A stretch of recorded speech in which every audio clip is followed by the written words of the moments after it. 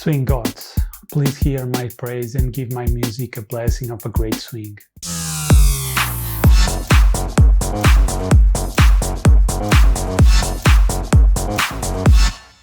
Let's take a look at how we can add swing both in FL Studio and Ableton Live so that you can make your productions sound better.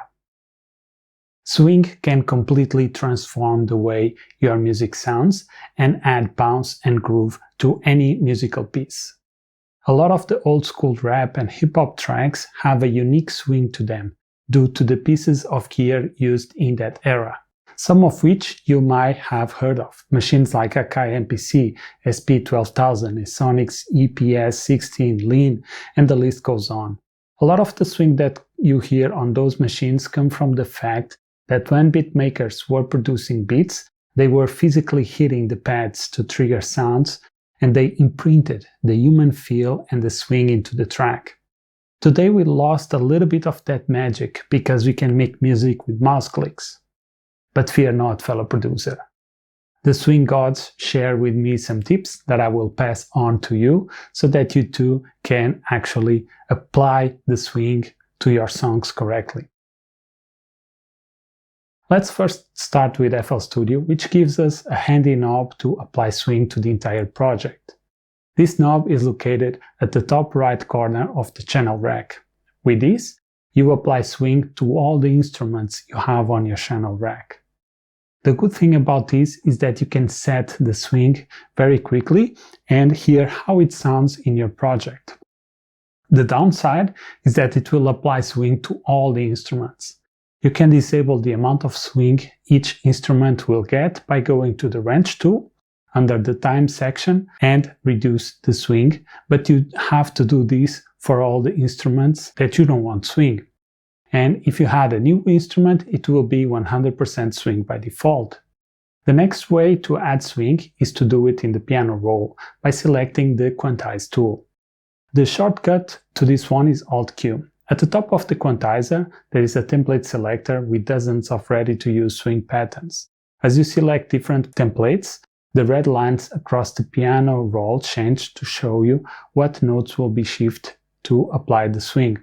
This tool gives you a lot of control over how much swing you want to apply to the notes.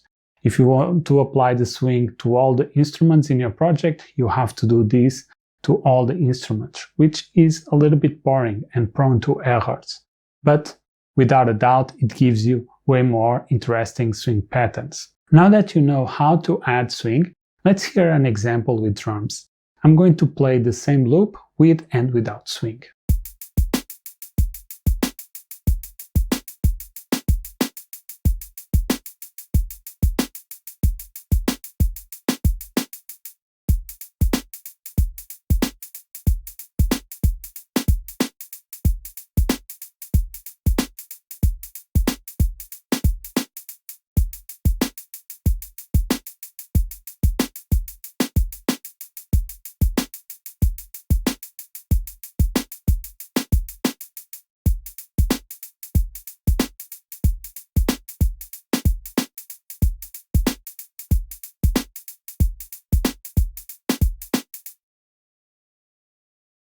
Now let's jump to Ableton to see how to add swing to instruments. Ableton does not provide a general swing knob to set the swing for the entire project.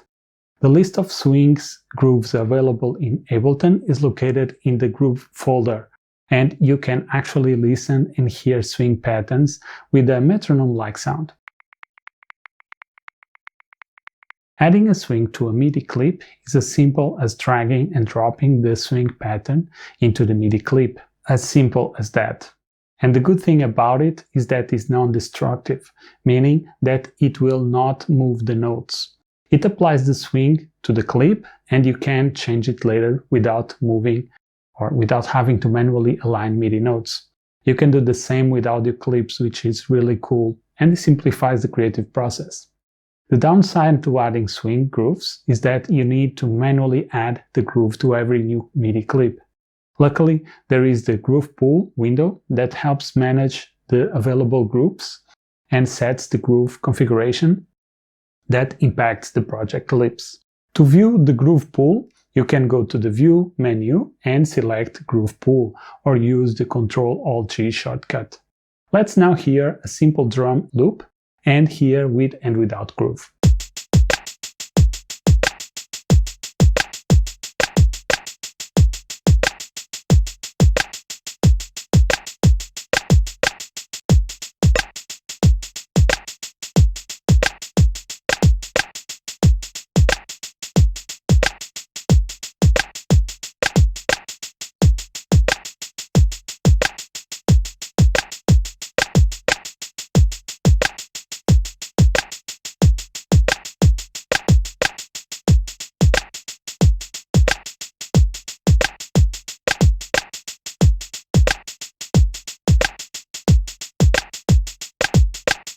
The swing gods are now on your side to help you make groovy beats.